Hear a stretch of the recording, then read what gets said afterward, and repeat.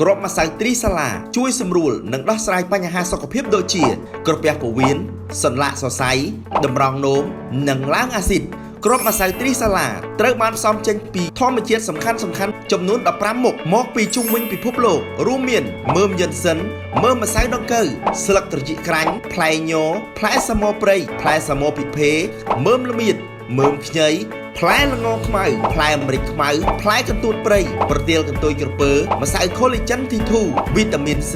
និងវីតាមីន E សារធាតុផ្សំទាំងនេះមានអត្ថប្រយោជន៍និងសមត្ថភាពជួយដោះស្រាយបញ្ហាសុខភាពដូចជាក្រពះពោះវៀនយ៉ាងមានប្រសិទ្ធភាពសូមកុំអស់សង្ឃឹមមកប្រើជាមួយនឹងគ្រាប់ម្សៅត្រីសាឡាពិតជាជួយបាត់ទៅលើបញ្ហាសុខភាពទាំងអស់នេះសូមបងប្អូនកុំទុកឲ្យបញ្ហាទាំងអស់នេះកាន់តែធ្ងន់ធ្ងរនិងទ្រាំឈឺតទៅទៀតប្រញាប់ដោះស្រាយឥឡូវនេះសូមខលមកពិគ្រោះយោបល់បន្ថែមជាមួយនឹងក្រុមការងារតាមរយៈលេខទូរស័ព្ទខាងក្រោមនេះសូមអរគុណ